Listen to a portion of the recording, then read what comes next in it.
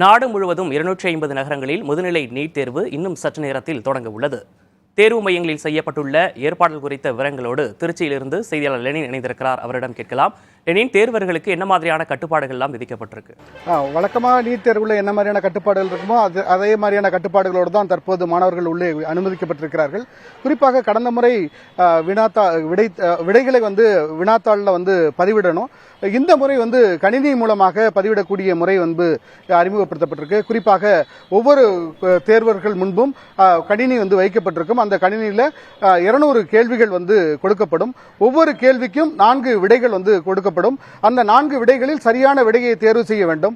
குறிப்பாக 200 கேள்விகளும் ஒரே முறை கொடுக்கப்படாது. 40 கேள்விகளாக கொடுக்கப்படும்.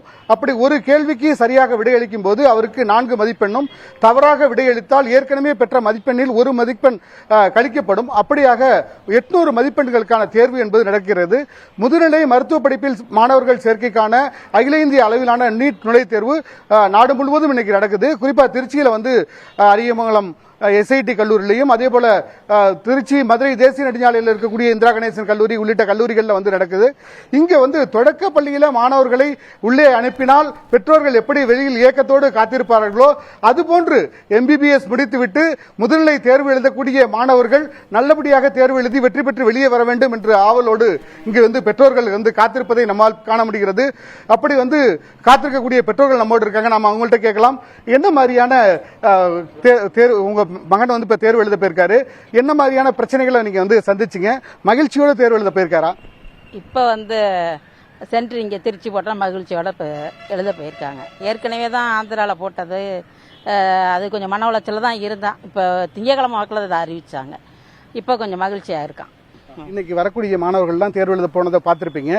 ஒவ்வொரு மாணவரும் சந்திக்கக்கூடிய பிரச்சனை என்ன? அடுத்து இந்த தேர்வு நடத்தக்கூடிய நபர்கள் என்ன மாதிரியான விஷயங்களை இந்த மாணவர்களுக்கு செய்து கொடுக்கணும்னு நினைக்கிறீங்க?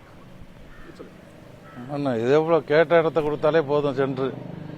அப்படி இல்லாத பட்சத்தில் தான் மன உளைச்சலுக்கு ஆளாகிறாங்க பசங்கள்லாம்.